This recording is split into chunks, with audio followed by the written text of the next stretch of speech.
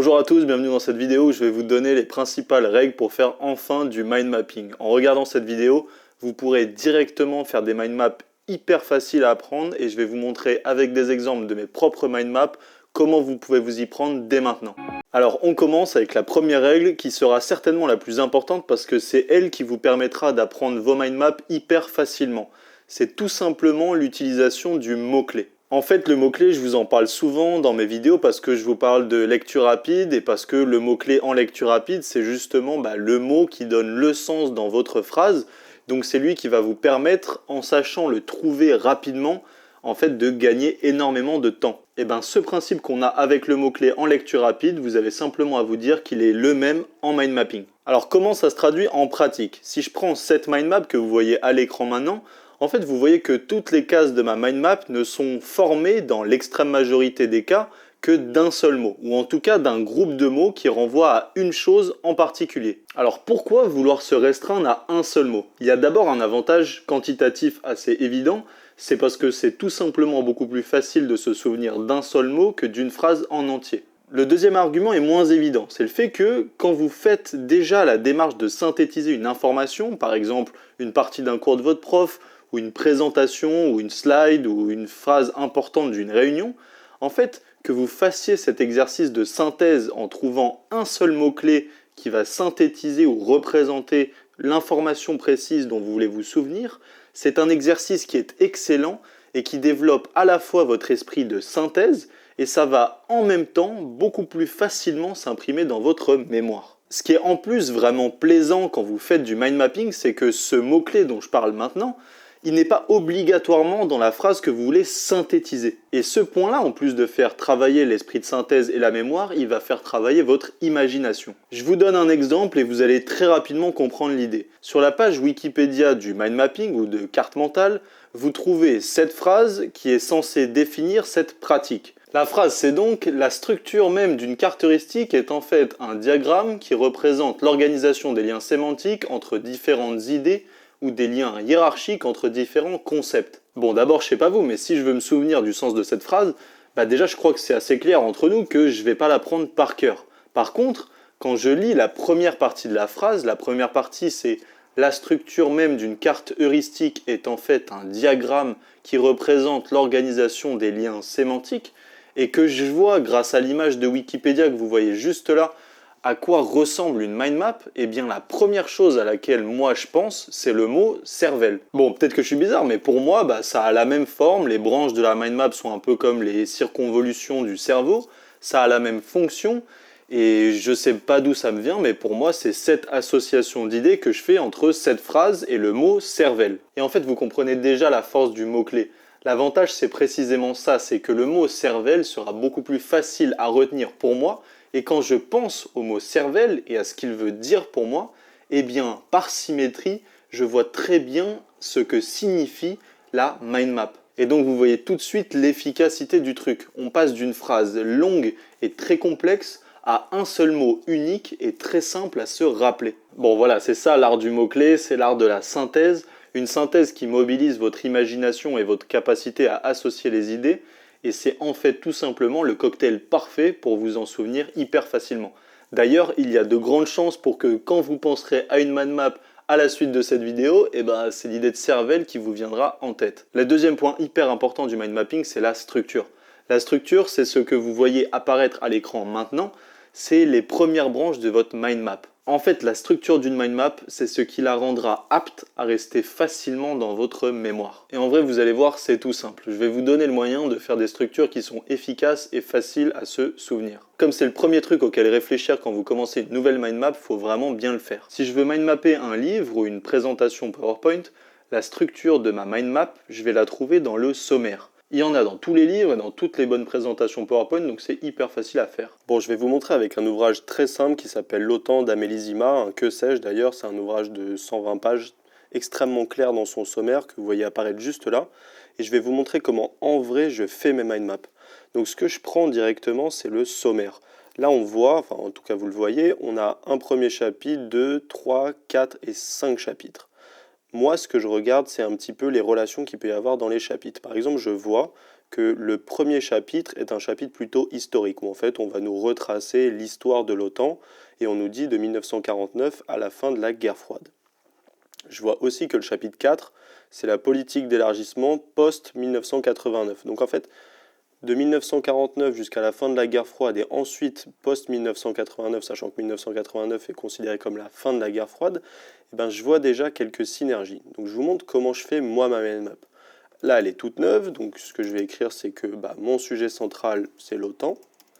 Et je vois, en tout cas c'est moi comme ça que je le synthétise, qu'il y a une première partie qui est historique. Donc je vais mettre histoire. Et je vois qu'en fait, je vais pouvoir synthétiser dans cette première branche historique le premier chapitre qui va de 1949 à 1989. Et ensuite, je peux faire une deuxième branche pour le chapitre 4 que vous voyez juste là, qui est la politique d'élargissement post-1989. Donc je vais mettre 1989 jusqu'à aujourd'hui, mettons. Et je vais rajouter une autre branche pour rajouter que sur cette partie, ça va être vraiment un phénomène d'élargissement qu'on va voir dans l'OTAN. Bon, ça c'est fait, on voit que ces deux chapitres ils sont déjà un petit peu synthétisés et qui seront présentés dans cette partie de la mind map. Maintenant, regardons ce qu'on peut voir ailleurs. Le deuxième chapitre, c'est les structures civiles et militaires. D'accord ?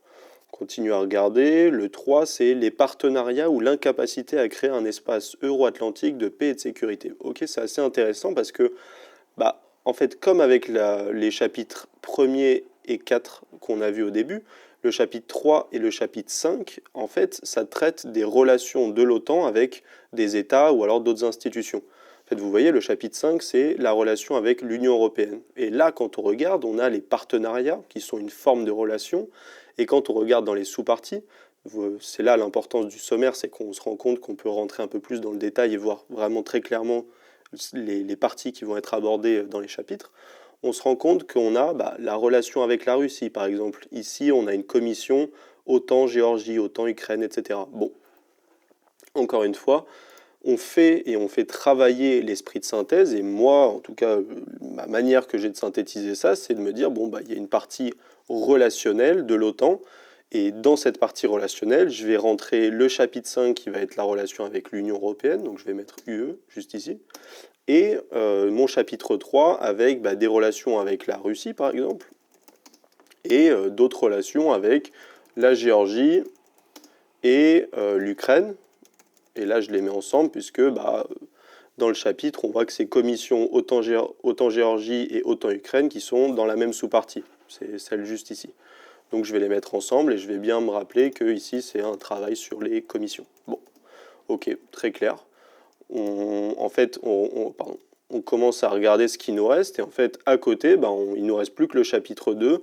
En fait, il est déjà très bien subdivisé. J'ai simplement qu'à faire une structure ici pour comprendre en fait comment est structurée l'OTAN avec à la fois sa dimension civile et à la fois ses dimensions militaires. Et on en a fini avec la structure. Vous voyez que on est parti d'un sommaire qui nous présentait 5 chapitres avec une introduction et une conclusion. Rien ne nous empêche, si on le veut, de toute façon on est libre, de faire une partie ici introduction, et d'en rajouter une sur la conclusion si on trouve qu'elles sont intéressantes. Moi, à l'évidence, j'ai lu l'ouvrage et je n'ai pas trouvé ça très pertinent. Donc en vrai, je vais faire une mind map simple.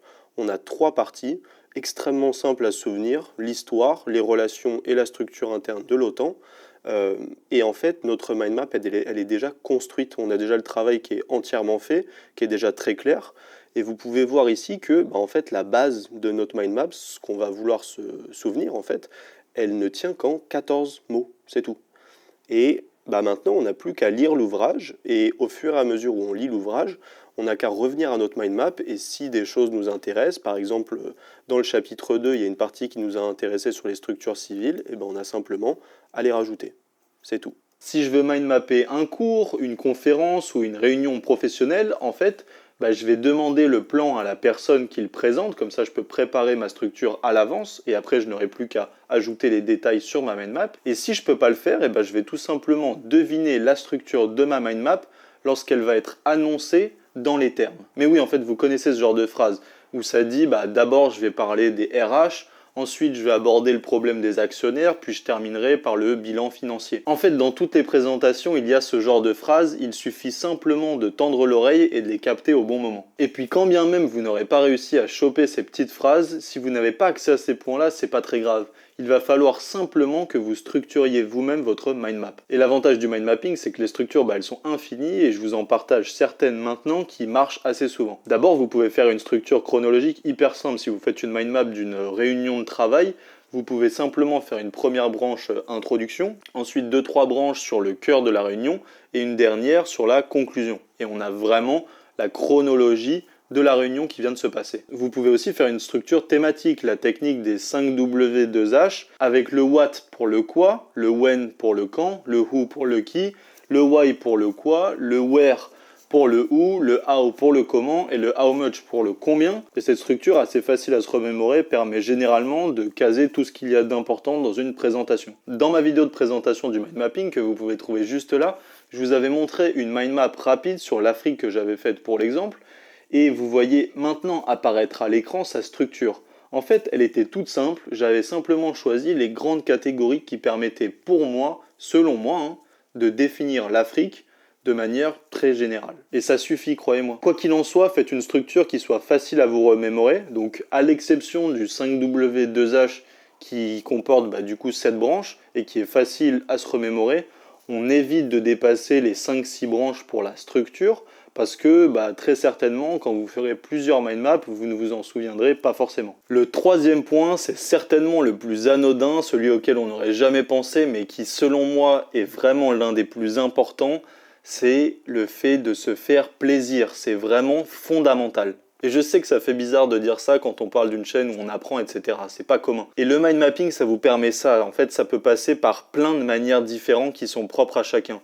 Ça peut être mettre des couleurs, ça peut être mettre des images, ça peut être dessiné sur votre mind map, ça peut être insérer des notes vocales, utiliser des formes marrantes, trouver des mots-clés sympas, bref, vraiment tout ce que vous voulez, il n'y a que votre imagination qui vous limitera. Et c'est précisément ce point qui va différencier vos mind maps les unes des autres et qui va faire que quand vous allez vouloir vous remémorer votre cours par exemple, vous penserez automatiquement aux ajouts un petit peu spécifiques que vous aurez fait à tel ou tel endroit de la mind map. Moi très souvent quand je bosse mes cours, alors quand j'étais au travail pour préparer une présentation, je me disais, en fait, je me souviens qu'à tel endroit, j'avais mis une photo marrante. Et là, j'avais trouvé à tel endroit un super mot-clé pour me souvenir de tel point dont il fallait absolument que je me souvienne et qui était important à mentionner. Et je crois que vous m'avez compris, ça c'est infaisable avec un fichier Word de 15 pages qui se ressemblent tous les unes des autres. En fait, on voit directement l'effet que ça a quand on va apprendre ce qu'on a synthétisé. De mon expérience propre, et comme vous, je pense, quand j'ouvrais un fichier Word de 15 pages, faut se l'avouer, c'est assez chiant et ça ne donne pas du tout envie de l'apprendre. Par contre, quand vous ouvrez une mind map que vous avez bien personnalisée, c'est bizarre à dire, mais vous l'apprendrez avec beaucoup plus d'entrain, avec beaucoup plus d'envie et donc avec beaucoup plus d'efficacité. Et cette dernière phrase, elle est vraiment importante. C'est extrêmement sous-estimé dans l'apprentissage. Apprendre en s'amusant, il a été prouvé, mais de nombreuses fois, que c'est beaucoup plus efficace et beaucoup plus durable comme savoir. De manière plus générale, le mind mapping, c'est pour moi une pratique qui permet enfin d'approcher le savoir et la curiosité intellectuelle comme quelque chose de sympa, d'accessible et de même plutôt marrant. Et c'est ce qui rend le mind mapping si innovant et si efficace. Je vais vous faire plein de vidéos avec des mind maps, ses usages et vous présenter les nombreux avantages que ça a dans ma vie étudiante, dans ma vie privée, pour mes lectures, etc. Merci à vous d'avoir suivi jusque-là et à très vite.